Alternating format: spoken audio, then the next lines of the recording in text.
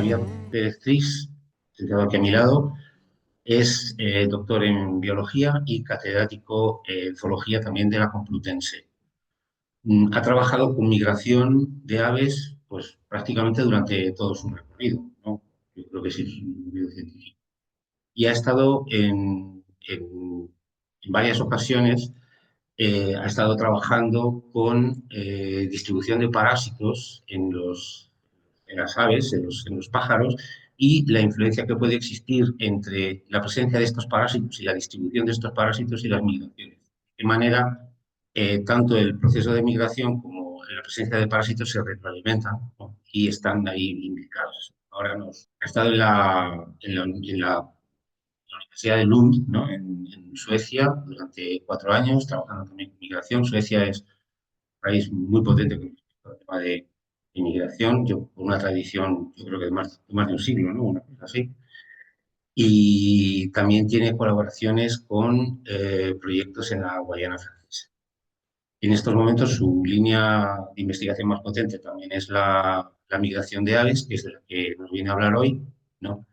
Y bueno, yo creo que como estamos también, además, en periodo de migración, ¿no? Porque están empezando a llegar ya algunas aves, yo creo que es el momento, ¿no? Esta conferencia, para que estuviese bien ubicada en el anuario ornitológico, tendría que estar situada en esta época, que es cuando están empezando a llegar ya, pues ya hemos visto las primeras cartadas. Pero bueno, de todo esto, lo mejor es que nos hable él, es a lo que ha venido, y es todo un lujo tenerle, porque la verdad es que tener la oportunidad de hablar de cosas tan interesantes como pueda ser la migración de las aves por una persona que le ha dedicado prácticamente toda su vida a esto, pues es algo que no se tiene siempre. Así que, Javier, bienvenido. La charla que os iba a contar era a propósito de las migraciones de los pájaros, pero sobre todo de lo que hacen los pájaros. ¿Dónde están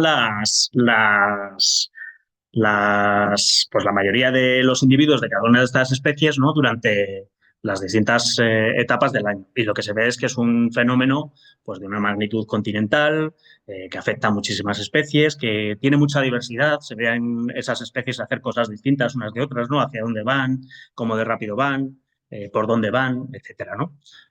Eh, es una cuestión que, bueno, pues tiene una dimensión planetaria. O sea, que esto que vemos para América en esa animación, pues se puede observar en casi cualquier rincón del planeta, ¿no? O sea, pues existen todas estas rutas de migración así principales, a través de las cuales pues, se mueven millones de individuos a lo largo del año y mueven millones de toneladas, ¿no? de biomasa a través del planeta, y eso pues tiene un impacto muy grande en los ecosistemas, y que implica además pues, movimientos que son espectaculares, ¿no? O sea, sabes, se las considera, las aves migratorias en particular, como los grandes viajeros, ¿no? del reino animal, y se suelen poner ejemplos como este que os traigo aquí, que es pues, el clásico, ¿no? El charrán ártico, que es el animal que ve más luz del día a lo largo del año, se suele decir, ¿no? Porque, bueno, pues vive en verano, nuestro verano, pues en el Ártico y en nuestro invierno en el Antártico, ¿no?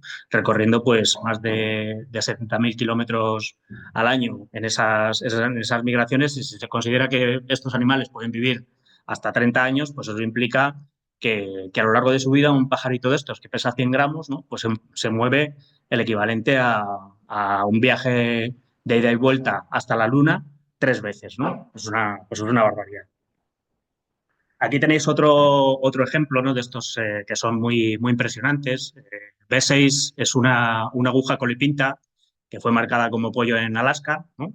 Y a los 4 meses de edad se fue volando, vuelo batido, o sea, sin paradas. Estos pájaros no pueden posarse en el agua, o sea, que necesariamente iba volando todo el rato durante 13.560 kilómetros, ¿no?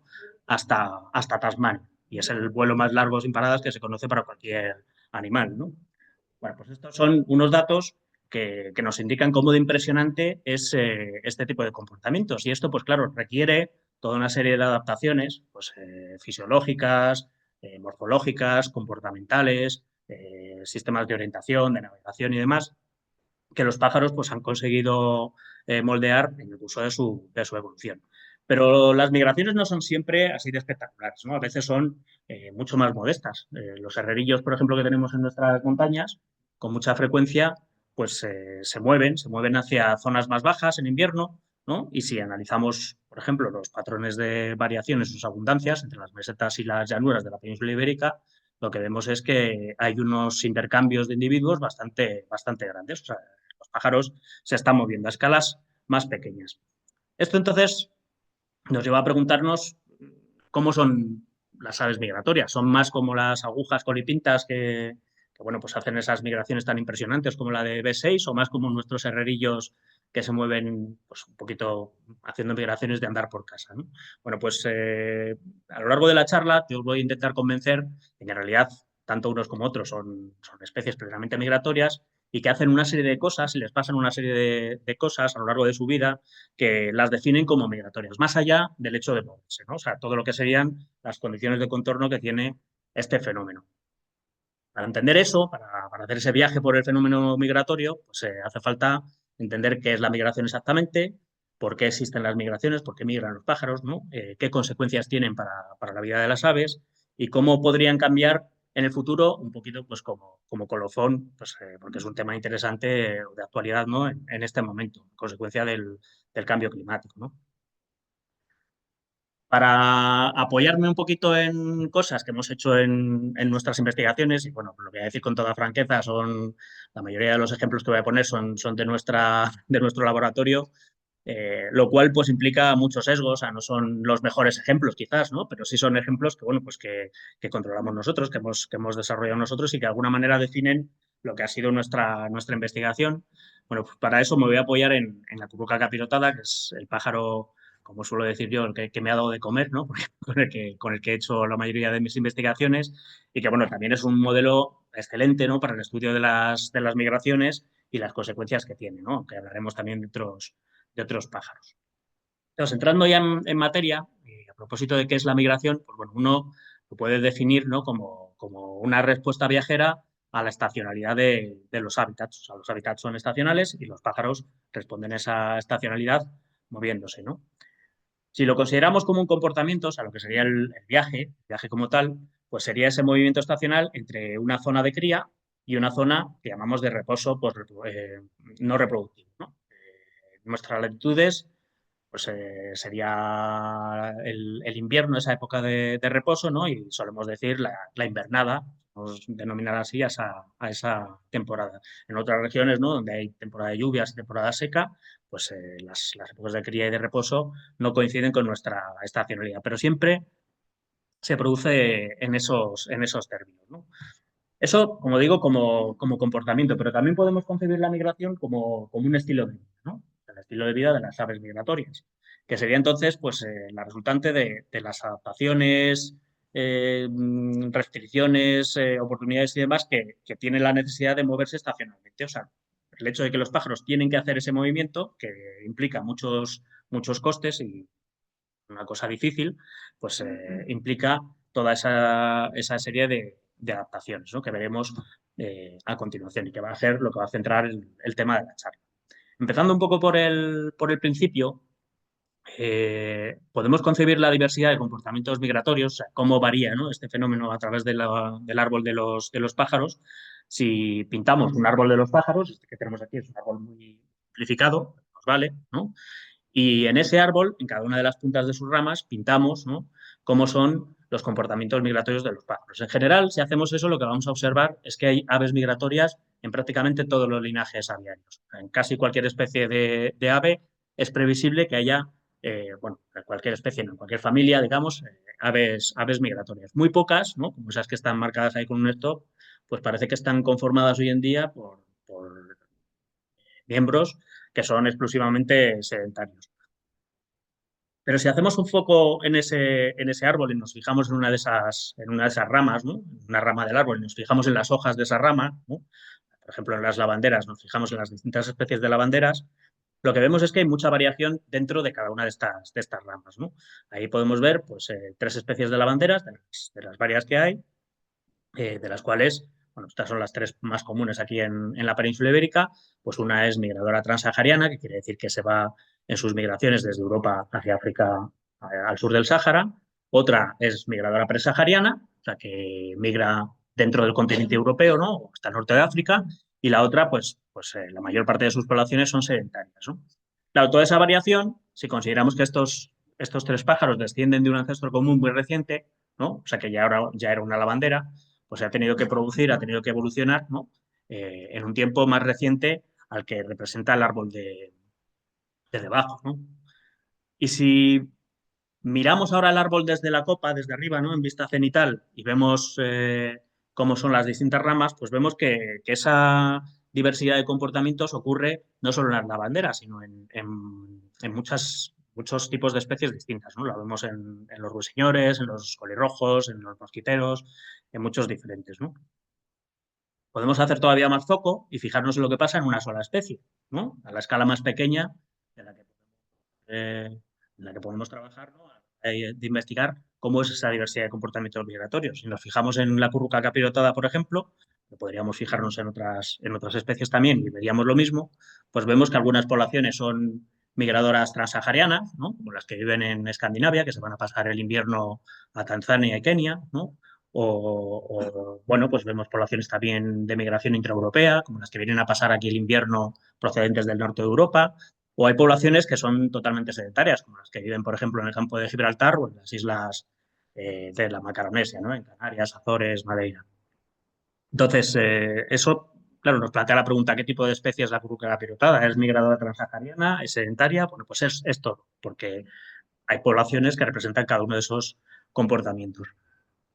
Ahora que ya sabemos cómo de diversa es la migración y cómo se despliega esa diversidad, ¿no? En el mundo de las aves, nos podemos plantear con un poquito más de ventaja, ¿no? Para entenderlo, por qué existe la migración. O sea, por qué en ciertas circunstancias las aves migran y en otras no migran. ¿Por qué unas especies son migradoras y otras no? ¿O por qué unas poblaciones de la misma especie son migradoras y otras son sedentarias, ¿no?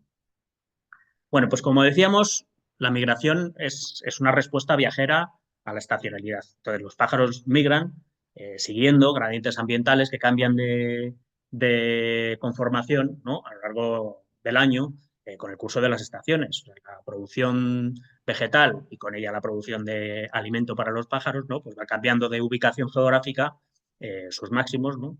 En distintos momentos del año. Y los pájaros tienen movilidad suficiente para poder rastrear ese cambio de disponibilidad.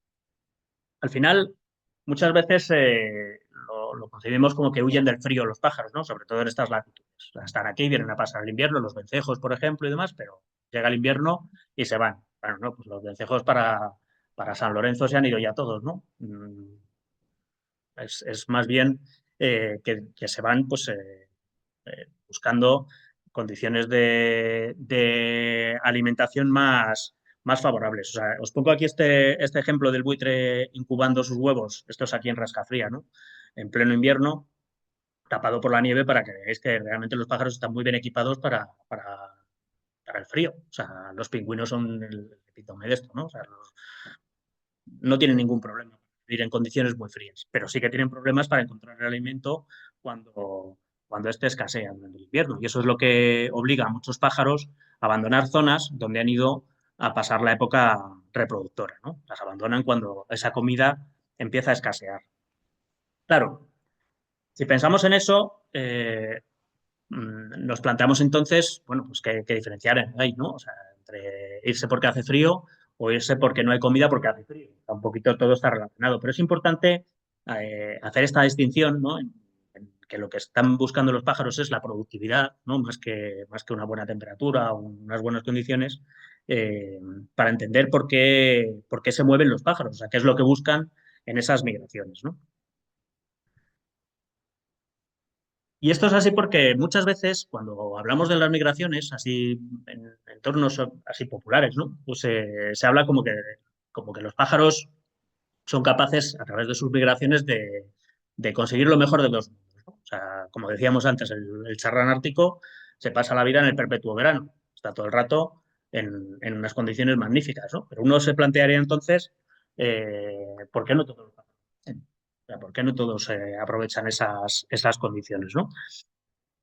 Y hay una vuelta, digamos, de tortilla de esto, ¿no? Porque, claro, la migración implica unos costes muy importantes para los pájaros, ¿no? O sea, implica un esfuerzo físico muy fuerte, como correrse 3 o 4 maratones seguidas, ¿no? El hacer una migración normal para un pájaro.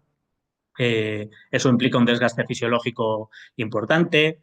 explorar territorios desconocidos con el coste de oportunidad que eso representa. Cuando uno conoce muy bien lo que tiene en su entorno, de repente quitárselo de encima y buscar nuevas cosas en nuevos entornos supone perder muchas oportunidades, no solo tiempo, también afrontar nuevos peligros, como por ejemplo nuevos depredadores. Un pájaro es muy consciente de dónde vive el gavilán o el zorro de su territorio, pero cuando se mueve a otro sitio ya no sabe dónde están sus enemigos, ¿no? O parásitos, que bueno, pues cualquiera que haya viajado a regiones así remotas del planeta, pues se da cuenta de que se expone a patógenos diferentes, a floras bacterianas diferentes, a muchas diferencias que suponen pues un riesgo importante. De manera que uno podría plantearse, igual que se plantea por qué no todos los pájaros hacen como el charrán ártico, ¿no? ¿Por qué algunos pájaros deciden correr esos riesgos cuando muchos otros demuestran que se puede vivir perfectamente como pájaro sedentario a pesar de tener mucha movilidad, ¿no? Y esta es una cuestión importante. Al final, pues la respuesta, y ponía ahí la imagen de Darwin, ¿no? Pues porque es una respuesta evolutiva, es que, bueno, pues migrando los pájaros consiguen tener más descendencia, ¿no? Claro, esto tiene su vuelta también, ¿no? O sea, también los sedentarios consiguen tener más descendencia como sedentarios que la que tendrían siendo migradores, ¿no? Pero depende todo de las condiciones en las que los pájaros están viviendo. Y vamos a intentar ver eso ahora con un poco de detalle. Para entender esta cuestión, pues puede ser interesante pensar en cómo surgió todo, ¿no? Cómo evolucionan las migraciones, cómo se despliega esa diversidad que hemos visto antes. Si pensamos, por ejemplo, en las currucas capirotadas, que son estas de la imagen, ¿no? Hoy en día son muy abundantes por el centro y norte de Europa, en Alemania, Bélgica, Holanda y sitios así, pues hay muchísimas. Y aquí en el Mediterráneo está el límite de su distribución. O sea, a medida que nos vamos metiendo hacia el sur de la península ibérica, cada vez sus poblaciones son menos abundantes, están más fragmentadas, ocupan los rincones que tienen bosques más húmedos, ¿no? Pero bueno, pues hacen crisis, digamos, en el Mediterráneo. Sin embargo, hace no tanto tiempo, hace pues como 20.000 años así, durante el último máximo glacial, todas las poblaciones de currucas capirotadas tenían que estar necesariamente acantonadas en las penínsulas mediterráneas, porque no había hábitat disponibles para ellas en los sitios que ocupan con mayor abundancia hoy en día, ¿no? Entonces, esas zonas del norte las han tenido que colonizar recientemente y han dejado eso, pues unas huellas genéticas que podemos rastrear. Esto está perfectamente documentado, ¿no? A medida que los glaciares se fueron retirando, ¿no? Por el calentamiento natural del clima que tuvo lugar durante este periodo y se fueron abriendo nuevos hábitats hacia el norte, los pájaros tuvieron oportunidad de ir colonizando esos nuevos hábitats y cada vez se iban extendiendo, ¿no?, sus distribuciones más hacia el norte, ocupando zonas que tenían regímenes de estacionalidad más pronunciados, o sea, primaveras más aceleradas pero más productivas, ¿no?, e inviernos más crudos. En esas condiciones llegaba un momento en que no se podía aguantar si no era con una estrategia migratoria, pero los pájaros tenían las herramientas para poder acometer esa estrategia y eso supuso pues, una divergencia evolutiva entre poblaciones ancestrales que serían sedentarias o migradoras altitudinales, digamos que se movían entre las montañas y los valles en estas penínsulas mediterráneas y las poblaciones migradoras que vemos ahora en el norte de Europa, ¿no? Claro, ya lo he dicho altitudinalmente también encontramos estas diferencias. Si nos fijamos en un mapa simplificado como este que vemos aquí a la izquierda de Europa, vemos que las montañas están concentradas sobre todo en el sur, en el Mediterráneo, ¿no? O sea, pues, todas las montañas que tenemos en la península ibérica, que es un sitio muy complejo orográficamente, los Alpes, los Cárpatos, etcétera. En estas regiones, por ejemplo, en la península ibérica, pues nos encontramos zonas donde hay una estacionalidad muy alta, ¿no? O sea, cualquiera que haya hecho trabajo de campo en Burgos, por ejemplo, en invierno, pues se da cuenta de cómo son las condiciones allí, ¿no? Pues muy parecidas a las de Suecia, por ejemplo. Eh, y luego hay zonas donde la estacionalidad es muy baja, ¿no? Pues toda la zona del Mediterráneo más térmico hay poca estacionalidad, ¿no? Y luego hay una zona de estacionalidad intermedia ahí en el norte, en lo que sería la cornisa cantábrica, ¿no? Bueno, pues esa variación genera también diferentes presiones de selección natural para las poblaciones de aves que viven en cada zona, que al final son más o menos migratorias, ¿no?, en función de dónde están. Y eso se ve, pues, de una manera muy sencilla, saliendo a contar pájaros. O sea, estos resultados que veis aquí son los datos que surgen de la repetición de censos de pájaros, ¿no? Hechos en exactamente los mismos sitios en primavera y en invierno. O sea, un señor se va a contar aves en 15 sitios en esta zona de estacionalidad baja, ¿no? Y en primavera, que es el gráfico blanco, ¿no? Pues cuenta poquitos pájaros y en invierno cuenta un montón de pájaros, porque hayan ido muchos pájaros a pasar el invierno, ¿no? Seguro que muchos de esos son pájaros que vienen del norte de Europa. Pero lo interesante está en las zonas de estacionalidad alta, ¿no? La parte derecha del gráfico, que lo que vemos es que la abundancia es alta en primavera, pero en invierno hay pues una pérdida muy grande de abundancia de aves, ¿no? Los petirrojos, que son los de arriba, pues disminuye mucho su abundancia durante el invierno, a pesar de que reciben muchos efectivos del norte de Europa, esas zonas, ¿no? Y en el caso de la curruca capirotada, sencillamente desaparecen, ¿no? O sea, no, 35 sitios que se fueron a contar currucas en la meseta y montañas del centro peninsular, pues en invierno no quedaba ninguna. Ahora se ven algunas en ciudades y sitios así, pero si uno sale al campo, las currucas siguen sin estar allí, ¿no? Y bueno, ¿qué consecuencias tiene esto para las aves, ¿no? Todos estos movimientos. Pues vamos a verlas con un planteamiento que espero que no sea demasiado técnico, ¿no? O sea, voy a hacerlo lo más sencillo posible. Si alguna cosa no se entiende, pues luego al final podemos repasarla y revisitarla, ¿no? Pero que bueno, pues es una de los conceptos que utilizamos en biología para entender cómo se organiza la vida de los seres vivos, ¿no? En este caso, de los pájaros migratorios. Una cuestión importante es el concepto de los compromisos que se establecen entre distintas funciones. Eso es una cosa muy sencilla de entender si pensamos que cada animal tiene un presupuesto, ¿no? Un presupuesto energético, o sea, la cantidad de comida que haya conseguido, por ejemplo, antes de las migraciones o antes de criar o cuando sea, ¿no? Lo podemos representar como una especie de paquete de recursos que tiene disponibles para hacer distintas cosas en su vida y eso lo puede repartir entre distintas actividades. Si dedica más a una cosa, es a costa de dedicar menos recursos a otra, ¿no? Es como si uno va a comprar cervezas y Coca-Colas a un bar, ¿no? Con 10 euros, pues si se gasta 7 euros en cerveza, solo le quedan 3 para comer. Es así, ¿no? Pues la naturaleza funciona en gran medida con estos planteamientos, ¿no? De manera que si un animal decide invertir mucho en la reproducción, o sea, decide reproducirse muy intensamente, ¿no? O sea, asumiendo unas cargas familiares muy grandes durante cada una de sus ocasiones de reproducción y demás, pues eso va a ser a costa de invertir menos en su propio mantenimiento. O sea, eso, pues bueno, pues es un problema que los pájaros van a tener que afrontar, ¿no? Claro, ¿dónde se pone un pájaro en ese gráfico? ¿No? O sea, si invierte más en reproducción o más en mantenerse vivo para poder criar con menos intensidad durante más años, ¿no? Pues depende de cómo son las características del hábitat. Si el hábitat provee, ¿no? Si es un hábitat muy productivo estacionalmente, ahí hay oportunidades de criar muchos pollos de una vez y no tener que confiar en mantenerse vivo, porque a cualquiera le puede caer un ladrillo en la cabeza en cualquier momento, ¿no? Y ya está, dicho así mal y pronto, eh, no confiar en mantenerse vivo para tener el mismo éxito reproductivo. O sea, si los animales consiguen criar enseguida muchos descendientes, siempre van a preferirlo, ¿no? Pero eso solo es posible donde el ambiente, como digo, pues es rico, ¿no? Provee. Donde el ambiente es más pobre, los pájaros van a tener que dedicar menos tiempo, van a poder dedicar menos recursos a la reproducción y entonces pues tendrán que dedicar o podrán dedicar más a su propio mantenimiento, ¿no? De forma que en los ambientes más estacionales, ¿no? Esperamos una mayor inversión reproductiva, pero a costa de pagar los costes de la migración, los que decíamos que tenían los viajes, ¿no?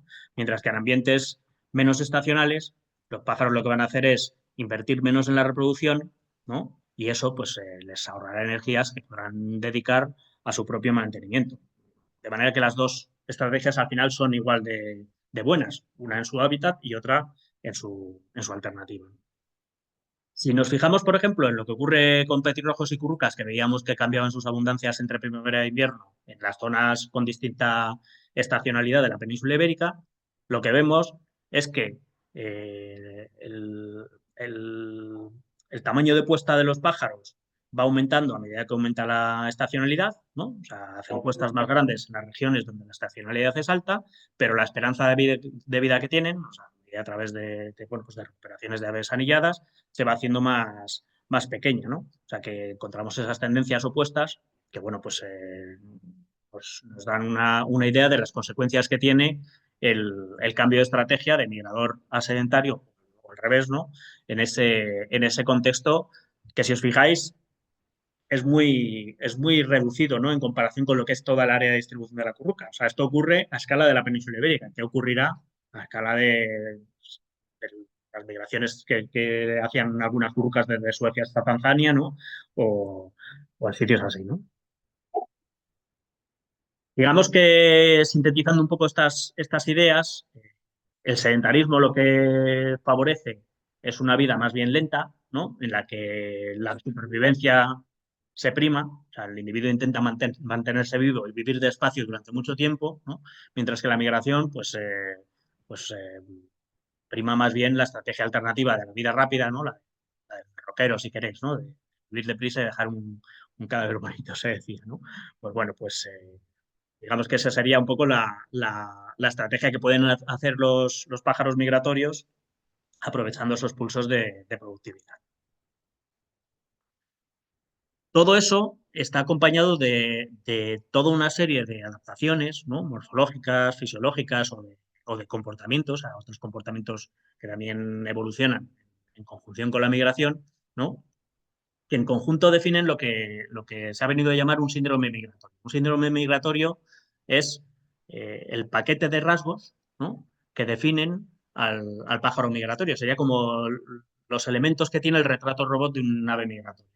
O sea, pues tienen toda esta serie de cosas bueno, pues que les dan esa característica. Entonces, entre esas componentes del paquete o del síndrome migratorio, pues una muy evidente es la adaptación para, para hacer vuelos largos, ¿no? O sea, para desplazarse de manera óptima, ¿no? A largas distancias. Entonces, un patrón que se observa con mucha frecuencia cuando comparamos aves migratorias y aves sedentarias, sobre todo si lo hacemos dentro de las mismas especies, ¿no? Es que las poblaciones migradoras tienen alas más largas y más afiladas, ¿no? Eso pues se interpreta como una adaptación para reducir los costes de transporte que tienen estos individuos. Y se podría decir más, se podría decir los costes de transporte rápido, o sea, los costes de volar con prisa cuando la prisa es necesaria, ¿no? Os pongo esta imagen de un vencejo porque, bueno, pues evidentemente que sea migrador o no, los vencejos son así incluso cuando son sedentarios, ¿no? Son pájaros muy aéreos, o sea, se pasan la vida volando, como quien dice, y tienen unas alas, pues, que están en el extremo de lo que serían las alas afiladas, ¿no? De los pájaros. Pero si vemos dos currucas, estas son dos currucas capturadas en el campo de Gibraltar durante el invierno, ahí en ese momento están las poblaciones sedentarias que viven allí todo el año y las poblaciones migratorias que han ido a pasar ahí el invierno, ¿no? La hembra, que es la del capirote así rojizo, es migradora y el macho es sedentario, pues se ve que tienen alas con una morfología muy distinta, que se aprecia a simple vista, ¿no? O sea, esto se puede medir y medido, pues se ve muy claramente que son muy distintas, o sea, llegan a ser más distintas morfológicamente que, por ejemplo, algunas especies que están catalogadas como tales, mosquiteros ibéricos y los mosquiteros comunes, para los aficionados a los pájaros, por ejemplo, son más parecidos entre sí morfológicamente que una curruca migradora y una curruca sedentaria, ¿no? Y bueno, pues veis un poco en qué consisten esos cambios. Las migradoras tienen las alas más largas, tienen las alas más afiladas, más apuntadas, ¿no? La punta del ala está más separada, digamos, del interior del ala. Y tienen también la cola un poco más corta en proporción, ¿no? Todos esos rasgos, en estudios que se han hecho en túneles de viento y, bueno, pues otras metodologías, se sabe que favorecen pues una mejor, digamos, aerodinámica en el caso de las migratorias cuando se trata de hacer un vuelo largo y sostenido, ¿no? En el caso de las sedentarias, pues lo que facilitarían sería una mayor maniobrabilidad. Y esta es una cuestión que es importante, porque claro, si uno considera eh, que los pájaros migratorios se benefician de tener esas alas largas y afiladas porque vuelan más rápido con menos coste, podría pensar, bueno, pues aunque solo lo tenga que hacer para ir de árbol a árbol, a una sedentaria también le vendría muy bien tener esas alas largas y afiladas. ¿Por qué no las tiene? Porque normalmente cuando vemos esas diferencias entre individuos de distintas poblaciones con distintas estrategias, los beneficios de cada morfología son distintos, ¿no? Entonces, el beneficio de las alas largas y apuntadas es una mayor velocidad. El beneficio de las alas cortas y redondeadas es una mejor maniobrabilidad, o sea, moverse en la espesura, que es lo que hacen estos pájaros forestales, se hace mejor con alas redonditas, ¿no? Y lo que es beneficio de una cosa es coste de la otra. O sea, que otra vez estamos ante un compromiso, ¿no? En el que si se invierte en alas más largas y apuntadas para acelerar en las migraciones, es a costa de reducir la maniobrabilidad, ¿no? O sea, todas estas cosas pues son consecuencias que tienen las migraciones. Si consideramos este compromiso entonces, ¿no? En el que las necesidades de la migración imponen pues, una mayor velocidad y eso es a costa de una menor maniobrabilidad, ¿no? Pues entendemos por qué están esas diferencias, ¿no? entre migradoras y sedentarias en la forma del ala. Y podemos establecer también predicciones acerca de en qué circunstancias cabe esperar que otros problemas que afrontan los pájaros a lo largo de su vida influyan, ¿no? sobre la morfología de las alas. Claro, decimos que el desarrollar unas alas que otorgan velocidad es a costa de reducir la maniobrabilidad y eso debería exponer a las aves a un riesgo de depredación más alto porque al tener menos maniobrabilidad también tienen peor capacidad de escape frente a depredadores que las atacan, ¿no? Sobre todo depredadores del tipo de los gavilanes, que bueno, son animales que acechan y atacan, digamos, un ataque directo en el que los pájaros, si no consiguen maniobrar bien, pues tienen más oportunidades de ser atrapados, ¿no? Entonces, en situaciones de riesgo bajo, pues los pájaros se pueden permitir desarrollar esas alas que favorecen mucho la velocidad, pero si el riesgo es más alto, cabría esperar que hubiera un freno, ¿no? a la evolución de esas alas largas y apuntadas, ¿no? Y eso, pues,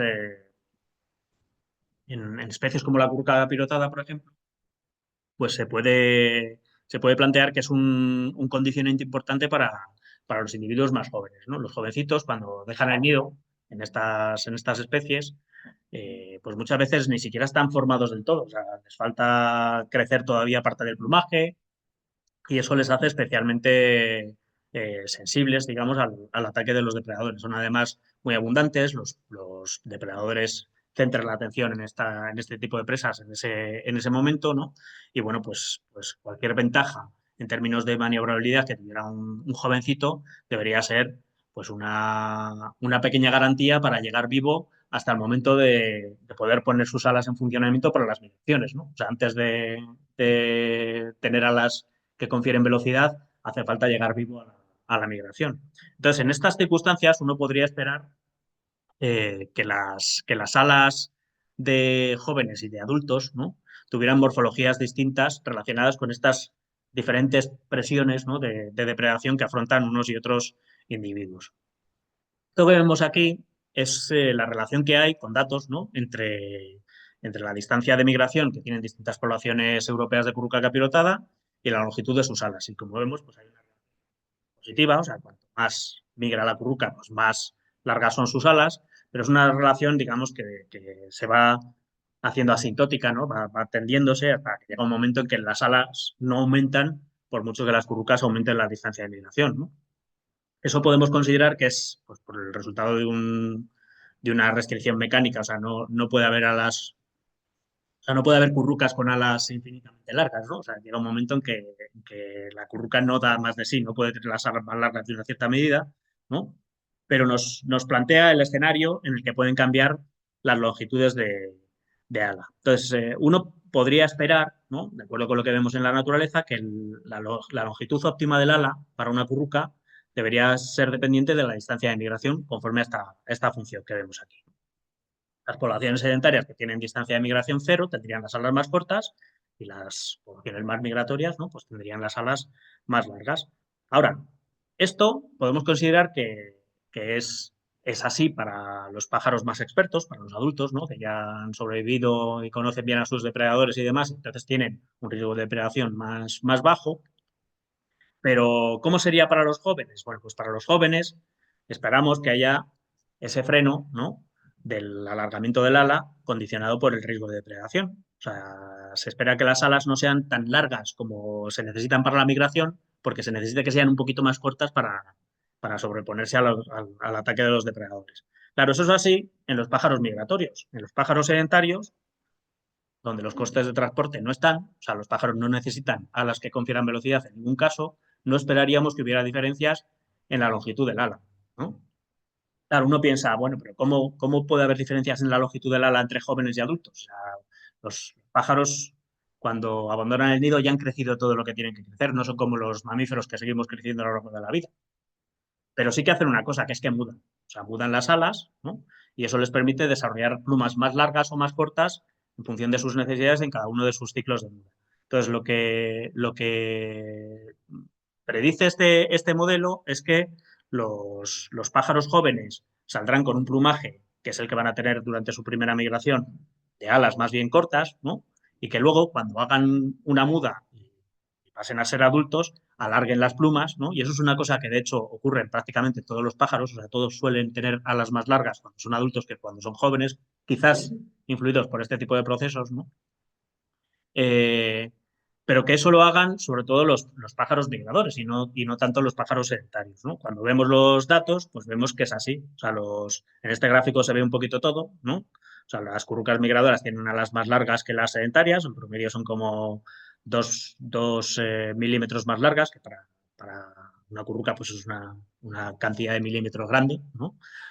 Pero sobre todo lo que llama la atención aquí es que hay un cambio ontogenético, o sea, un cambio a lo largo de la vida del individuo, de adultos a jóvenes, o sea, de jóvenes a adultos, en el caso de las currucas migradoras, que alargan sus alas, pero no en el caso de las currucas sedentarias, que no las alargan, ¿no? Entonces, este es un trabajo que a mí personalmente me gusta mucho, me parece una de mis citas así favoritas, ¿no? Porque resume todo en una, como se suele decir, en una cáscara de nuez, ¿no? O sea, que tenemos cómo es la adaptación de los pájaros al estilo de vida migratorio y a la vez una información acerca de cómo eso salpica muchas otras cosas, ¿no? En la vida de estos animales, por ejemplo, la exposición a los depredadores o las consecuencias morfológicas que tiene esa exposición. Por otro lado, las migraciones, aparte de implicar mucho esfuerzo, pues implican tiempo, ¿no? O sea, cuando un pájaro tiene que migrar, lo que tiene que hacer es colocar dos periodos de migración pues dentro de su ciclo vital. O sea, normalmente eh, el pájaro, pues bueno, pues cría, luego muda, ¿no? Y después pues hace lo que tenga que hacer hasta volver a tener una oportunidad de criar. Si tiene que migrar, pues la migración hay que colocarla en ese donut, ¿no? En ese ciclo. Entonces, claro, el tener que dedicar tiempo a la migración resta tiempo para otras actividades. O sea, todo lo demás se tiene que hacer más deprisa porque el tiempo es limitado. Todos tienen exactamente el mismo tiempo. Entonces, una de las cosas que se ve afectada ahí es la muda. O sea, la muda de las plumas no puede ser tan tranquila, ¿no? Tienen digamos, un tiempo límite para poder mudarse. Tienen que ir, ¿no? Y tienen que irse ya mudados eh, o mudar en el sitio donde vayan a pasar el invierno, por ejemplo, ¿no? Aquí vemos, por ejemplo, una diversidad grande de pájaros europeos, para los que había datos de duración de la muda, cómo la muda se va haciendo tanto más corta, ¿no? Cuanto más migran los pájaros. Las especies transsaharianas mudan muy deprisa, mientras que las sedentarias son las más lentas en mudar. O sea que el tiempo es importante, ¿no? Claro, si los pájaros tienen que mudar deprisa, pues de nuevo otra vez afrontan compromiso. Pues claro, uno puede dedicar eh, mucho tiempo a producir plumas, ¿no? Y producir unas buenas plumas, o puede mudar muy deprisa y entonces no tener la posibilidad de producir plumas de la misma calidad. O sea, cuanto más tiempo se dedique a producir la pluma, ¿no? La pluma es una estructura, pues bueno, de queratina que producen los pájaros estacionalmente. Cuanto más tiempo se dedique, más cuidado se le puede dedicar a esa producción, ¿no? De manera que aumentar la velocidad de la muda, pues como consecuencia de las restricciones temporales que impone la migración, pues puede ser a costa de reducir la calidad del plumaje de estos pájaros, ¿no? Si vemos cómo son las plumas de los pájaros migradores y sedentarios, pues vemos que efectivamente es así. O sea, empezando por la parte de abajo, si queréis, en el gráfico, aquí lo que se ve es eh, sí, hablo al micrófono.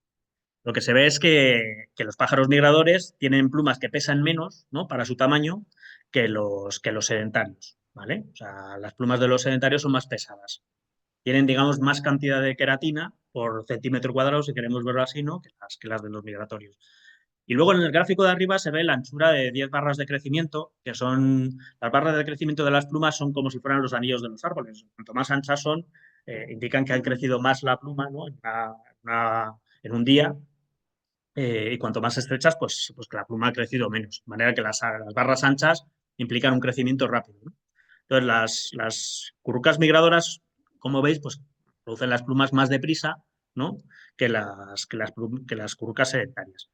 Eh, Hay una cosa interesante aquí que es que, claro, o sea, si consideramos las necesidades de unos y otros, o sea, los que tienen que volar largas distancias y necesitan plumas en principio de alta calidad, así por sentido común, ¿no? Parecería que serían las currucas migratorias y sin embargo son las que tienen las plumas de peor calidad.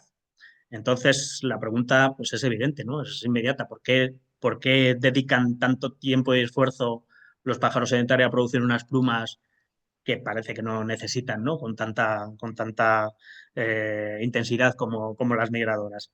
Bueno, pues para explicar eso, que todavía está abierto, o sea, lo estamos investigando, pero bueno, conviene fijarse en esto que vemos aquí, que es una cosa curiosa. O sea, igual que vemos que cuando comparamos migradores con sedentarios, los que producen plumas de prisa producen plumas de mala calidad, ¿no? O sea, los migradores producen plumas rápido, que pesan poco. Cuando comparamos los dos sexos de las currucas sedentarias, vemos justo lo contrario. O sea, los que producen las plumas lento, que son los machos, que están en negro, ¿no? Producen plumas más ligeras, ¿no? Que los que las producen rápido, que son las hembras, ¿vale? A esto volveremos después, pero recordadlo, ¿no? Para entender algunas cuestiones acerca de por qué los sedentarios tienen esas plumas.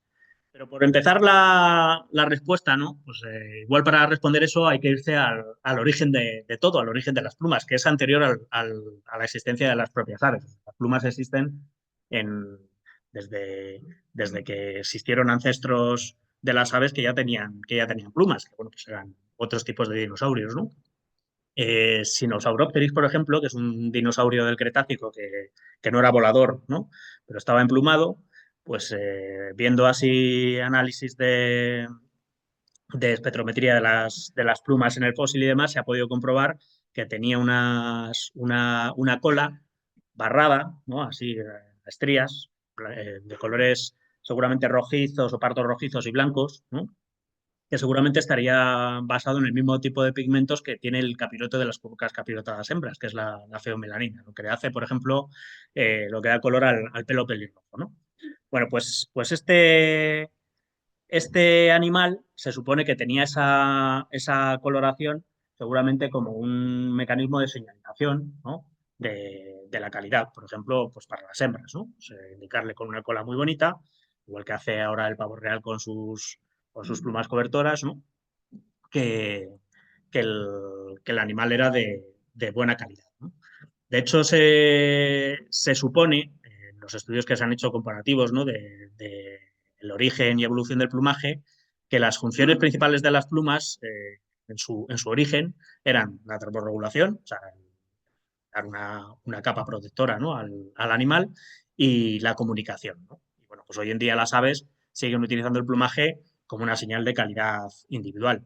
En las currucas, en algunos, por ejemplo, en este estudio que está un poco en proceso, aquí pues lo que se hizo fue pues pájaros que se capturaron en el campo como jovencitos, ¿no?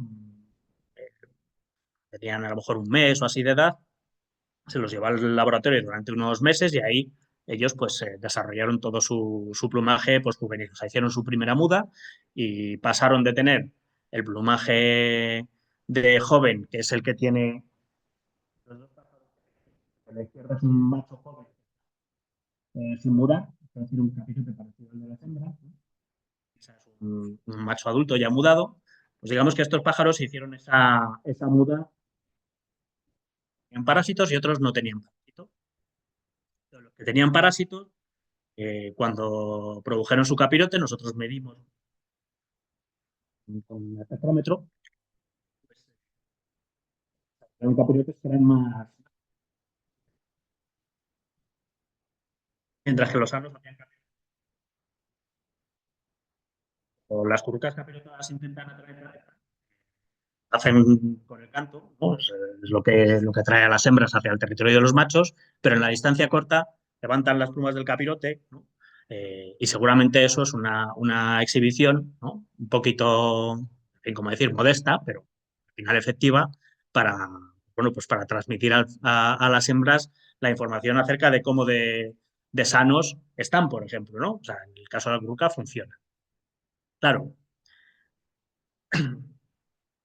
eso está muy bien para el capirote, pero lo que habíamos visto es que, o sea, estábamos hablando de por qué tenían plumas buenas las currucas en la cola y en las alas, que no son las plumas del capirote. Si vemos un macho y una hembra de curruca capirotada, la diferencia está en el capirote. En el resto del plumaje no vemos ninguna diferencia, ¿no? O sea, y sin embargo, luego cuando vemos las descripciones del cortejo de las currucas, ¿no? Las que vienen en los libros clásicos, se ven que hacen en eso que se ve en ese dibujo de ahí, ¿no? O sea, que cuando están también las hembras cerca, a veces ¡pin! Levantan la colita así, como indicando algo, ¿no? Pero ¿qué indica si no hay diferencia, ¿no? No es una cola de pavo real.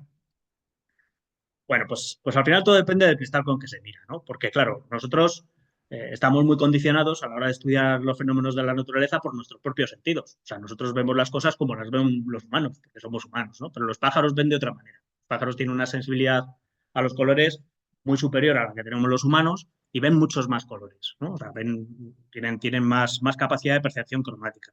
Esto que veis aquí es una representación así, bueno, digamos que artificial, porque claro, o sea, no podemos conseguir ver a un estornino como lo vería un estornino, ¿no?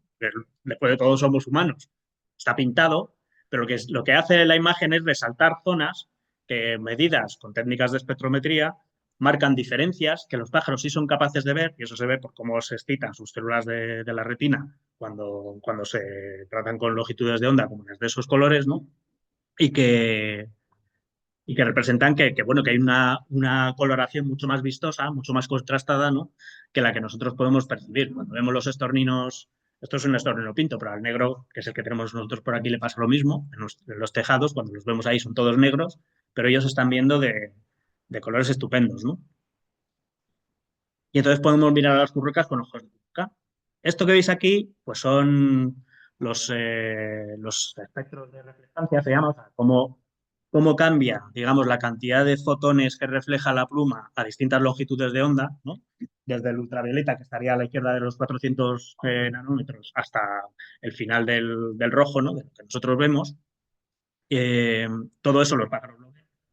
Y cómo cambian entre distintos tipos de currucas. Y lo que vemos es que pues todos estos colores, o sea, estos espectros son espectros de algo así como marrón, ¿no? Porque son marroncitas, ¿vale? Eh, pero si os fijáis, las hembras sedentarias están por encima de todos los demás. O sea, reflejan mucho más, ¿no? que, que todos los demás grupos. Claro, los machos migradores y las hembras migradoras son muy parecidos, ¿no? Pero los machos sedentarios y las hembras sedentarias son muy distintos. Y al final, los machos sedentarios con quien se comunican es con las hembras sedentarias. O sea, la diferencia es importante dentro de cada población, ¿no? Si hacemos una síntesis de esos resultados, lo que observamos es que hay dimorfismo sexual en las currucas sedentarias, o sea, tienen plumas brillantes las hembras y oscuras los machos, ¿no? Mientras que las migradoras las plumas son muy parecidas. Y aquí es donde había que recordar esta cuestión o sea, este es el dimorfismo que observamos, ¿no? Y esto es lo que os hablaba antes, de por qué ocurría que quienes realmente tenían las plumas más pesadas, ¿no? eran las hembras, mientras que los machos dedicaban mucho tiempo a producir unas plumas ligeritas, ¿no? Lo que nosotros pensamos que está ocurriendo aquí es que las hembras representan, como suele ocurrir cuando se analiza el dimorfismo sexual en cualquier especie, ¿no? Cuando son los machos los vistosos, ¿vale? Las hembras suelen tener lo que resulta óptimo, digamos, para vivir en el entorno en el que se vive. Los machos son los que tienen un aspecto pues, más estrambótico, si queréis, ¿no? Pues eso, vistoso.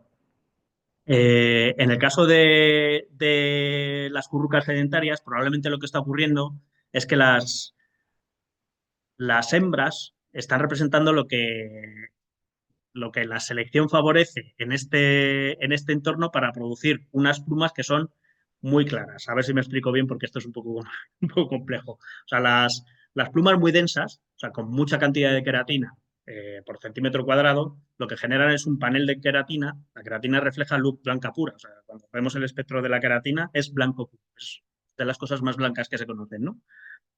Pues un panel tan denso de queratina lo que hace es producir una pluma muy brillante. Y eso le hace muy difícil a un macho tener una pluma oscura. Solo los machos que invierten mucho en melanizar la pluma, o sea, en hacerla oscura, ¿no? Y probablemente también por eso aligeran un poquito la estructura para hacerla un poquito más oscurita, ¿no? A pesar de dedicar mucho tiempo a producir las plumas, solo esos machos son capaces de hacer plumas suficientemente oscuras, ¿vale? Entonces, eso es lo que daría a estos pájaros pues esa, esa utilidad de las plumas, ¿no? En un contexto en el que no necesitan eh, producir plumas muy deprisa. Se pueden permitir, ¿no? el lujo de hacer unas plumas así de bonitas a ojos de las currucas, ¿no? Claro, hay un problema aquí con esto, que es que las currucas migradoras tienen que producir plumas rápido y no pueden hacer estas plumas tan bonitas. Si lo consideramos desde el punto de vista de los compromisos, como siempre, ¿no? La velocidad de la muda aumentada, ¿no? Como consecuencia de la selección natural a favor de esa muda rápida, debería cambiar el fenotipo de los pájaros, ¿no? Conforme a ese compromiso para hacerlos más, o sea, con una calidad de pluma más baja, ¿no? Y si consideramos ahora entonces la utilidad del rasgo como una señal de comunicación entre machos y hembras, claro, las hembras lo que están haciendo es tomar decisiones a propósito de cuál es el macho más recomendable para ser el padre de su descendencia en función de lo que ven en las plumas de los pájaros. Y ahí explotan la variación que hay entre los machos. Hay machos que están a la derecha de esa distribución con plumas de muy alta calidad, ¿no? Y machos que están a la izquierda que tienen plumas de peor calidad. Entonces, ¿a quién va a elegir la hembra? Pues elige al macho de alta calidad, ¿no? Porque puede distinguirlos. ¿Qué pasa? Que si la selección natural reduce la calidad de las plumas, ¿no? Porque las plumas tienen que ser producidas a gran velocidad, esa reducción de la calidad de las plumas, como no puede reducirse por debajo de un nivel absoluto, por debajo del cual las plumas dejan de ser funcionales, lo que hace es igualar a los machos, ¿no? Reduciendo mucho la variabilidad que hay entre ellos. Y cuando todos los machos son muy parecidos, no se sabe a quién elegir. El rasgo deja de tener su función, ¿vale? O sea, pierde la capacidad informativa. Claro, si los machos no pueden destacar por su aspecto, pues tienen que destacar por otra cosa. Entonces, ¿qué solución han encontrado las currucas migradoras para poder destacar como machos en un contexto en el que las hembras están eligiendo? Pues a lo mejor eh, el talento vocal, ¿no? Bueno, pues en las currucas hay una diferencia, ¿no? O sea, las currucas tienen un canto que tiene dos partes. Se ve aquí en este espectrograma, ¿no? Veis que hay una primera parte que se ven como notas muy, muy cambiantes en frecuencia. La frecuencia es el eje vertical, ¿no? O sea, que cambia muy rápidamente de frecuencia. Lo que hay en la horizontal es el tiempo, ¿no? Que generan sonidos muy atrancados, ¿no? Lo llamamos gorjeo. Son cambios en la entonación, ¿no? Muy, muy rápidos. Y luego se remata el canto con un silbido, que es muy melodioso. Ves ahí que son como bolitas, ¿no? Se ven los grafos así más oscuros y eso representa que es un canto que se emite a mayor volumen, ¿no? O sea, que se lanza más lejos en el monte, ¿no? El gorjeo es de cerca, el silbido es de lejos, ¿no? y bueno, pues es más sencillo de emitir. Al pájaro le cuesta menos hacer eso, ¿no? Pues resulta que el gorjeo lo hacen los pájaros antes de emparejarse. Y cuando ya se han emparejado, los machos normalmente empiezan a no hacer el gorjeo. El gorjeo es un canto muy costoso fisiológicamente. Al pájaro le cuesta mucho hacer eso. Y solo los pájaros muy cachas, ¿no? Los que están muy fuertes, son capaces de hacer gorjeos de alta calidad, ¿no? Mientras que el silbido lo hacen todo el rato. Entonces, se ha considerado, y parece que algo de eso hay, ¿no? Que el gorjeo va dirigido a audiencias femeninas, mientras que el silbido va dirigido a otros machos para exponerles que el territorio está ocupado y que por ahí no se tienen que acercar, ¿no? Por eso es un canto que llega más lejos en el monte, ¿no? Mientras que el otro se emite a corta distancia. Y eso es así, entonces una predicción que tendríamos es que las curcas migradoras que ya no tienen señales viables en el plumaje deberían invertir en cantos, ¿no? Más elaborados, pero sobre todo en la parte del gorjeo, no tanto en la del silbido, porque la necesidad de proteger el territorio la tienen tanto los machos sedentarios como los migradores, ¿no? Entonces, analizando 4 poblaciones, eh, 2 parejas, ¿no? Pues dos sedentarias y 2 migradoras, lo que comprobamos es que las migradoras pues tienen una mayor duración y un mayor número de notas, ¿no? Pero solo en la parte del gorjeo. En la parte del silbido son muy parecidas los dos grupos de poblaciones, ¿no? Lo cual, bueno, pues nos indica otra de las derivadas que tiene el hecho de vivir como un migrante, ¿no? Pues que toca cambiar la tabla de características con la que se comunica la calidad de los individuos, ¿no? Por otro lado, apostar por un mejor plumaje, en el caso de las curcas sedentarias, también tiene sus consecuencias. No es gratis hacer plumas de alta calidad, ¿no? Entonces, para tener buenas plumas hace falta invertir recursos en el mantenimiento del plumaje. Los pájaros tienen una glándula que está, bueno, la foto la verdad es que se ve muy mal, la señala mejor el martín pescador en la foto de la derecha, por el pico, ahí en la rabadilla, tiene una glándula, ¿no?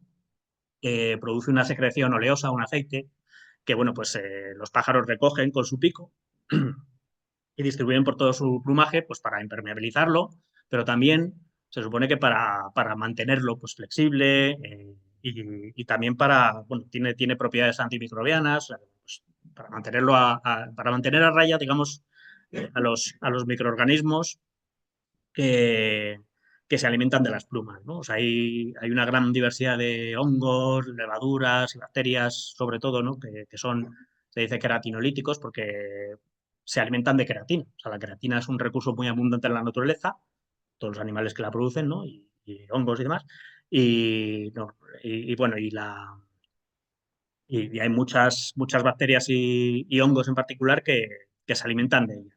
Claro, destruye las plumas y las plumas solo se producen en el momento de la muda. Se tienen que mantener todo el año en buenas condiciones. Entonces, los pájaros que tienen esas plumas tan vistosas, pensad que la función de comunicación de las plumas de las currucas es en primavera, pero las plumas se producen en el otoño anterior, o sea, tienen que aguantar en muy buenas condiciones casi un año, ¿no? Hasta que desempeñan su función.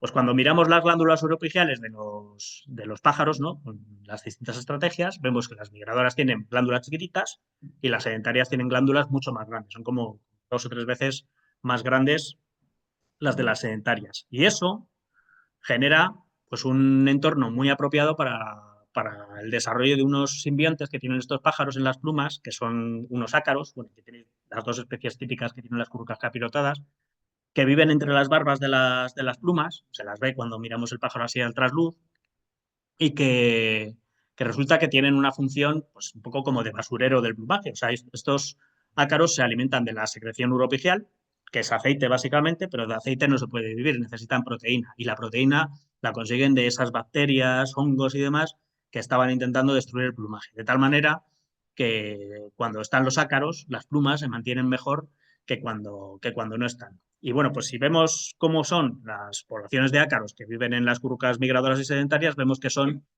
igual que ellas viven en ambientes totalmente distintos, ¿no? Pues ellas mismas son ambientes totalmente distintos para las poblaciones de ácaros. Hay, por ejemplo, muy pocos de estos que se llaman Trousartia en las currucas migradoras, ¿no? Mientras que son muy abundantes en las sedentarias. Y si vemos su distribución dentro de la pluma, esto que veis aquí, estos 4 paneles son, si dijéramos, las coordenadas que definen las distintas plumas del ala y sus sectores, digamos, el más separado el cuerpo, el del medio y el más cercano al cuerpo, ¿no? Pues esas curvas que veis ahí de nivel, como si fuera una orografía, representa donde hay más o menos ácaros de cada tipo, ¿no? Y se ve, pues, como las trusárteas, por ejemplo, en las cucas migradoras están solo cuando están en una pequeña sección del plumaje, mientras que las sedentarias están por todo el plumaje. Y eso limita la distribución de los proctofilodes, que son los otros ácaros, que en las currucas sedentarias pues, encuentran mucha competencia, ¿no? Por parte de los otros ácaros. O sea, que hay toda una dinámica ahí de interacciones entre ácaros, ¿no? Que es el resultado de la existencia de estrategias migradoras y sedentarias por parte de los pájaros. Vamos, si con esto no se he convencido de que realmente la migración tiene consecuencias, yo ya no sé de qué puedo hablar, ¿no?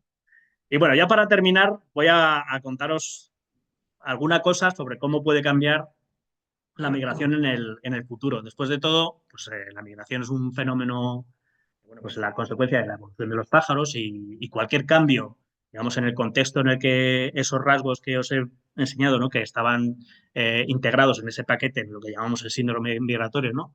Cualquier cambio en los hábitats que han favorecido la integración de esos rasgos, ¿no? Pues probablemente tenga consecuencias en cómo se manifiestan esos mismos rasgos, ¿no? El cambio climático, pues hoy en día es uno de los principales factores de amenaza de las aves migratorias, ¿no?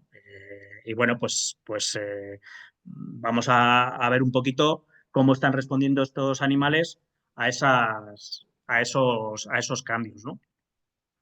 Por ejemplo, una cosa que se está viendo es que los pájaros están cambiando sus distribuciones, o sea, que pájaros que antiguamente pues, tenían sus centros de distribución en determinada región, esto es un estudio, por ejemplo, en Norteamérica, ¿no? El gráfico de la izquierda, arriba, pues están climas más favorables, se van desplazando hacia el norte con el cambio climático y los pájaros van rastreando esa variación hacia el norte. Claro, eso implica para muchas especies un aumento de la distancia de migración, porque a lo mejor cambia el óptimo en la zona de cría, pero no tanto en la zona de invernada, de manera que las migraciones que tienen que hacer se ven distorsionadas. En otras especies lo que ocurre es que digamos, el ritmo de la primavera, tecnología que llamamos así técnicamente, ¿no? O sea, la fecha en la que se producen los distintos acontecimientos de la naturaleza, pues va cambiando. O sea, que las primaveras se van adelantando y los pájaros cuando vienen desde África,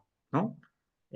Sin ninguna idea en realidad de cómo va a ser la primavera en Europa, porque ellos no tienen claves ambientales que les diga si la primavera va adelantada o retrasada, están en una región climática totalmente distinta. Ellos se gobiernan por el fotoperiodo y claves astronómicas que les dicen cuál es el momento óptimo para migrar, porque siempre ha sido así generación tras generación, ¿no? Si en unos poquitos años las primaveras se van adelantando, pues estos pájaros van llegando cada vez más tarde con respecto a la primavera tal y como va progresando. De manera que cuando llegan a las zonas de cría, muchas veces llegan ya, pues como se suele decir, cuando se les ha pasado ya el arroz, ¿no? O sea, ya no, digamos, no hay orugas suficientes para poder criar a sus pollos cuando están en el máximo de demanda, porque ya ese pico de producción ha pasado, ¿no? Se había adelantado.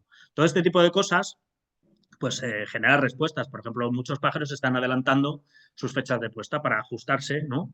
a esos cambios. Algunos lo hacen, otros no lo hacen. Y bueno, pues eso da lugar a distintos patrones, ¿no? Entonces, os voy a contar ahora un estudio que hicimos hace unos pocos años con los ruiseñores, viendo un poco cómo habían cambiado las formas de sus alas. O sea, nosotros, pues, bueno, pues siempre nos ha gustado lo de ver cómo son las formas de las alas de los pájaros y pensábamos que, bueno, pues si el cambio climático estaba generando cambios en los patrones de migración de las aves, podrían esos cambios representarse en una tendencia temporal en la longitud de sus alas. Además, en un estudio previo a este, ¿no? Se había comprobado que a través de toda la distribución de los ruiseñores en Europa, este es un estudio que se hizo con ruiseñores, los ruiseñores son todos migradores transsaharianos, estos no hay migradores de distancia ni sedentarios, ¿no? Bueno, pues estos ruiseñores que viven en toda esta región que veis aquí en el mapa, ¿no? Pues tenían alas tanto más largas y afiladas, ¿no? Cuanto más rápida era la primavera en sus zonas de destino, ¿no? O sea, en las zonas de cría. O sea, la idea, que es bastante interesante, no sé, para quienes nos gustan estas cosas, es que no era tanto la distancia de migración como lo rápida que avanzaba, lo rápido que avanzaba la primavera en la zona de destino, lo que determinaba si las alas tenían que ser largas o cortas. Y esto tiene un cierto sentido, porque para un pájaro, en realidad, si tiene que recorrer más distancia, ¿no? O sea, no necesita para recorrer esa distancia volar más deprisa. Le sirve con salir un poquito antes, ¿no? Y volar al mismo ritmo para llegar a su zona de destino. Pero si pensamos en lo rápido que avanzan las primaveras, sí que puede ocurrir que un ruiseñor que toma la decisión de salir de África, pues en el momento en el que los días se están alargando y demás, y que dice, bueno, pues es el momento ya en que va a ser primavera en Europa, cuando cruza el Sáhara, ahí ya sí se puede dar cuenta de si la primavera va más adelantada o más retrasada, y según cómo de rápida sea la primavera en el sitio concreto al que va, tiene más prisa o menos prisa. Y eso sí que puede determinar esa evolución de las más largas, ¿no? Entonces, eso es lo que sabíamos de la variación geográfica en los ruiseñores, ¿no? Entonces, nosotros pensábamos que, bueno, pues si esa variación geográfica era el resultado de la selección natural a favor de alas largas en sitios donde la primavera progresa rápido, si ha habido un cambio en el ritmo de la primavera local, aquí en nuestras poblaciones, deberíamos ver esos cambios en las longitudes de las alas. De manera que nos pusimos a medir las longitudes de las alas. Eh, claro, no es que nos pusiéramos en ese momento, y esto es importante decirlo así, del seguimiento de estas poblaciones durante 20 años. O sea, y esto es una cosa que hay que decir porque el valor que tienen estos programas de seguimiento mantenidos a lo largo de periodos largos, ¿no?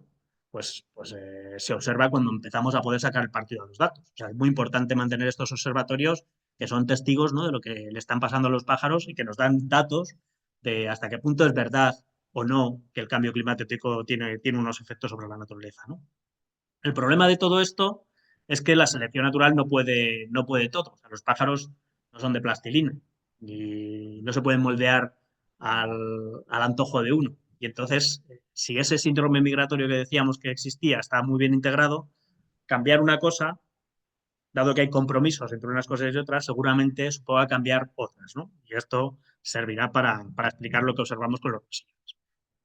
Un poco por poneros en contexto, y esto sirve también como resumen de todo lo que hemos visto en la charla, la diferencia entre los pájaros más migratorios y más sedentarios se puede interpretar en términos más generales, ¿no?, como la diferencia a lo largo de un eje que oponen en un extremo a los pájaros de vida rápida, ¿no?, y en el otro a los pájaros de vida lenta. Y tener vida rápida y vida lenta es más que criar intensamente y sobrevivir poco, o criar moderadamente y sobrevivir mucho. Es tener otro tipo de rasgos, ¿no?, que van asociados dentro del mismo paquete, ¿no?, síndrome migratorio para los migradores y lo que podríamos llamar el síndrome sedentario para los sedentarios, ¿no? O sea, las alas largas, la vida corta, las puestas grandes, la muda rápida, con plumas de baja calidad, el canto elaborado, todo eso son características de la vida rápida de las turcas migradoras, pero las opuestas lo son de las sedentarias.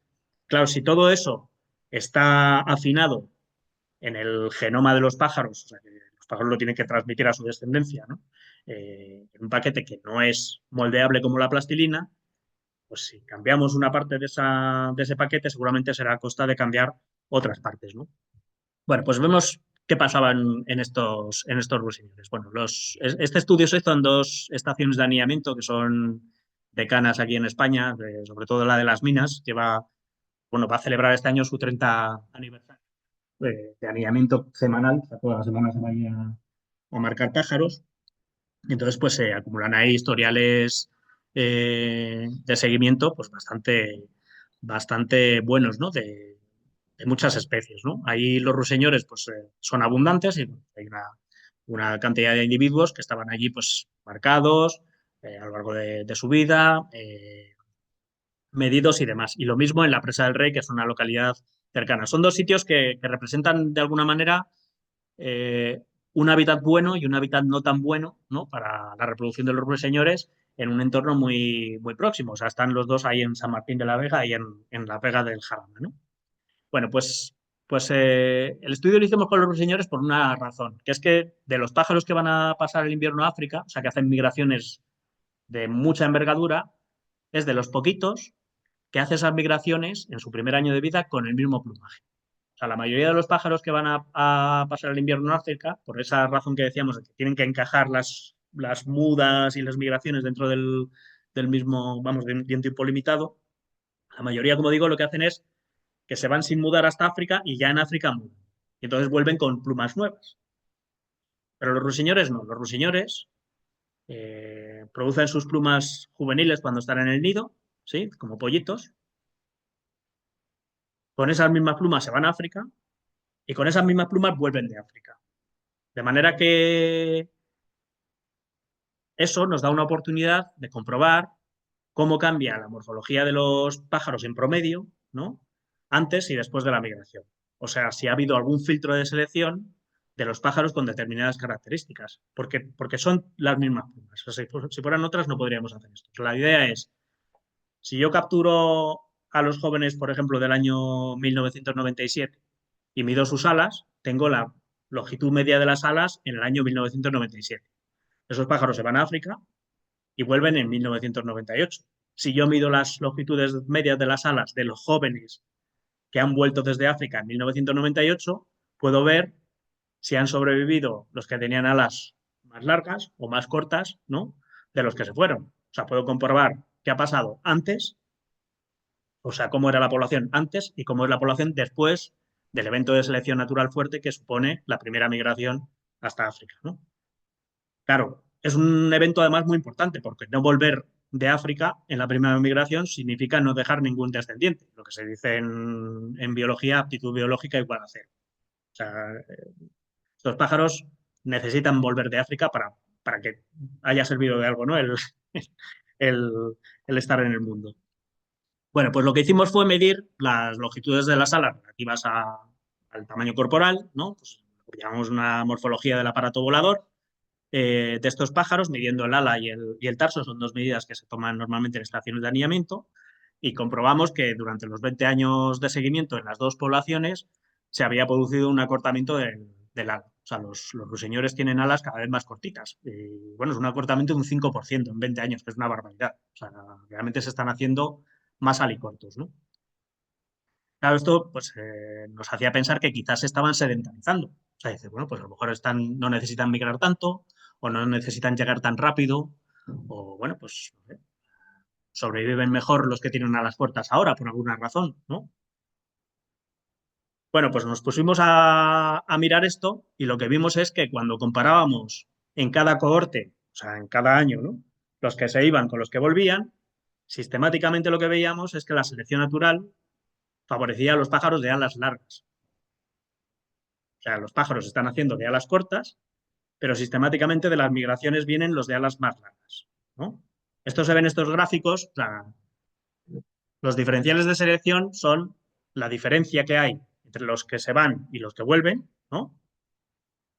Si es a favor de alas largas, pues cuanto más alto es el número, quiere decir que más fuerte es la selección a favor de los de alas largas, ¿no? Y se ve que a lo largo de este periodo la pendiente de ese diferencial es positiva, o sea, cada vez, ¿no? A medida que va pasando el tiempo, la selección es más fuerte a favor de las alas largas, a pesar de que las alas se están haciendo cortas, ¿no? Y si vemos en la figura de la derecha cómo es la intensidad de esa selección en relación a cómo eran las alas de los pájaros que se fueron, cuanto más alicortos son los pájaros que se van, más fuerte es la selección a favor de las alas largas. O sea, que la selección relacionada con la migración, con la aerodinámica, eso que decíamos, ¿no? Que favorece a las largas en las poblaciones migradoras, está muy empeñada en hacer ruiseñores de alas largas. Y sin embargo, los ruiseñores están haciendo de alas cortas, ¿no? Esto, claro, pues nos ponía en una situación así un poco como comprometida, ¿no? Porque ¿qué hay de la supervivencia de los más aptos, ¿no? Eso que decía Darwin, si se supone que deberían sobrevivir los mejor adaptados, ¿no? Bueno, pues se entiende todo esto si consideramos que no es más apto el que sobrevive más, sino el que deja más descendientes, al final. O sea, igual resulta que lo que está pasando aquí es que tenemos unos rasgos, longitudes de ala y demás, que están relacionados con otros rasgos, ¿no? Que son los que están siendo seleccionados en este ambiente nuevo. Y de esto nos enseñan otros pájaros, por ejemplo, los pinzones de las Galápagos, ¿no? Que bueno, pues han experimentado muchos cambios en su ambiente como resultado de los ciclos estos del niño y la niña, ¿no? Que bueno, pues, generan ambientes muy secos o ambientes húmedos en distintos años. Los ambientes muy secos, en los años secos, desaparecen las semillas pequeñitas, solo se quedan las semillas más grandes y sobreviven los pinzones que son capaces de romper esas semillas. Pero en los años húmedos se produce una gran producción de semillas chiquititas, ¿no? Y entonces proliferan los pinzones pequeñitos, a pesar de que los grandes rompen mejor también las semillas pequeñas. Lo que pasa es que para hacer un pinzón grande se necesitan muchas semillas pequeñas y es más fácil poner a dejar descendencia, ¿no? Con semillas pequeñas a un pinzón chiquitito, que madura con un pinzón con un tamaño pequeño. Entonces, bueno, con esas ideas en la cabeza, pues empezamos a estudiar con más detalle qué es lo que había pasado en el centro de España, donde están estas poblaciones de ruiseñor. Si vemos cómo son los datos de temperatura, humedad, los seguimientos de la vegetación con satélite, ¿no? Del grado de verdor que tiene la vegetación y demás, lo que vemos es que el hábitat está cambiando de esta manera, ¿no? O sea, la sequía se está haciendo cada vez más intensa, es una cosa que es un patrón muy generalizado en el Mediterráneo, o sea, el problema principal del cambio climático aquí es que las sequías son cada vez más fuertes, los insectos se hacen, o se supone que cada vez aparecen más prontito, ¿no? Esto se ve por la acumulación de temperaturas altas o días de temperatura alta en cada estación y el reverdecimiento se está retrasando, ¿no? O sea que cada vez el verdor se va haciendo más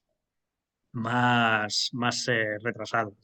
Claro, en estas circunstancias resulta que lo que estamos viendo es que los ruiseñores en las poblaciones que nosotros analizamos parece que se están retrasando ligeramente, ¿no? O sea que llegan cada vez un poquito más tarde, ¿no? Y sin embargo, la fecha en la que observamos jóvenes volados, o sea, pollos que ya se incorporan a la población, ¿no? Se está adelantando cada vez más. O sea, los pájaros llegan más tarde de África, pero tienen hijos más pronto. Eso quiere decir que la estación que tienen para criar se está haciendo cada vez más cortita. Y de hecho, si medimos la duración de la época de cría, ¿no? Dando esas variables, vemos que todo este periodo de estudio cada vez es más corta. Claro, en esas condiciones, esto podría afectar a la estrategia de cría que tienen los ruiseñores. De hecho, la teoría lo que predice es precisamente eso. Esto que es, pues, ir a los clásicos, ¿no? Este es el modelo que se llama de la apuesta de Lack. Lack fue, pues, el padre de la ornitología moderna, ¿no? Y también parte de la etología.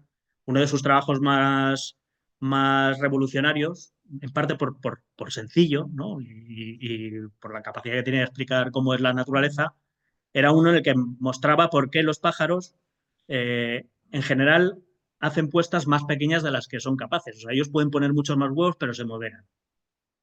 Y lo contaba pues con este modelo sencillo. O sea, si uno quiere tener un hijo, necesita poner un huevo. Si quiere tener dos hijos, necesita poner dos huevos. Si quiere tener tres, necesita poner tres. Y así sucesivamente. Pero llega un momento en que las cargas familiares aumentan tanto que poner más huevos empieza a generar una reducción del número de hijos que se crían con éxito. Entonces hay un tamaño de puesta que es óptimo, que es el que maximiza el número de hijos que se acaban teniendo. Y ese es el tamaño de puesta que debería tener en promedio la población. Y es lo que se observa luego en la naturaleza. O sea, cuando lo vemos, vemos que efectivamente es así. Hay variación en la naturaleza, hay pájaros que ponen menos huevos que el óptimo, pájaros que ponen más huevos que el óptimo, pero los que consiguen el éxito reproductivo medio más alto son los que ponen el óptimo, ¿no? Esto, en realidad, después se fue elaborando este modelo y se comprobó que es un poquito más complejo, es así. O sea, hay un efecto que se llama de borde de abismo por la derecha, que implica que poner un huevo menos que el óptimo supone tener un hijo menos, ¿no? En general, porque claro, pues sin el huevo que te da ese hijo de más, pues no lo vas a poder tener nunca. Pero poner un huevo más, o sea, pasarse, el exceso, es mucho más penalizado que el defecto, ¿no? O sea, cuando se pone un huevo más de lo que es óptimo, lo que se pasa es una situación de cargas familiares muy aumentadas que reducen mucho el éxito reproductivo. O sea, el número de hijos que se acaban teniendo exitosos es menos, ¿no?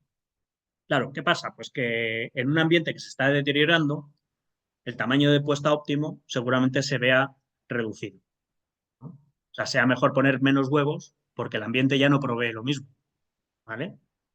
Si la selección natural está favoreciendo un óptimo menor que el que ha sido tradicionalmente el óptimo de los ruiseñores en el centro de España, Los que ponen los huevos que eran óptimos hace no tantos años están ahora en una situación muy penalizada. Mientras que los que ponen menos huevos, ¿no? O sea, los que tienen estrategias moderadas, vidas lentas, tienen una ventaja. Y claro, ¿quiénes son los que hacen vidas lentas? Pues los que tienen a su vez, típicamente, pues las alas cortas, las mudas lentas, etcétera. ¿Sí? Esto no lo hemos comprobado con los ruiseñores, no sabemos, porque no tenemos desafortunadamente los datos de los éxitos reproductores o de los tamaños de puesta de los pájaros que tenían alas más largas o más cortas, pero por ejemplo, en la comparación que hacíamos de poblaciones a escala de la península ibérica de otras especies, veíamos que los que tenían alas largas pues son los que tienen puestas grandes y los que tienen alas cortas son los que tienen puestas pequeñas. Y en otras especies, por ejemplo, en tarabillas, se ha visto que hay una correlación que se dice que es una correlación genética, o sea, que está integrado dentro del genoma esa correlación, ¿no? Entre la longitud del ala y el tamaño de puesta. De manera que lo que puede que esté pasando en la población de ruiseñores es que la selección a favor de puestas más pequeñas esté arrastrando las alas hacia alas cortas, a pesar de que la selección relacionada con la migración favorece las alas largas. O sea, no deja de ser necesario tener alas largas para la migración. De manera que quizás sobreviviendo peor a las migraciones, se están imponiendo los pájaros lentos, ¿no? En un entorno en el que el ambiente no permite producir pájaros rápidos, ¿no? Bueno, pues eso es un poco, esto último era un poco más lío, ¿no? Si queréis luego hablamos de ello. Simplemente para rematar, ¿no? También deciros que, bueno, que esto que he contado con los pájaros en realidad es una cuestión muy global, o sea, afecta a prácticamente cualquier animal, ¿no? Que tenga capacidad de movimiento. En todos estos animales pues hay migraciones, o sea, las migraciones no son exclusivas de los pájaros y el síndrome migratorio, o sea, esto que afecta a distintos rasgos de las estrategias vitales, de la morfología, de la fisiología y demás, está perfectamente ilustrado con las herramientas que tiene cada grupo de animales para moverse, ¿no? y para bueno, pues, desarrollar todos estos rasgos en seres tan variados como los mamíferos, los peces, los murciélagos o los insectos, ¿no? O sea, que donde la migración es posible, pues se manifiesta, ¿no? Y con esto, pues, termino la exposición, bastante larga, me vais a perdonar. Y nada, pues os doy las gracias a todos por vuestra asistencia, por aguantarme y abrimos un turno de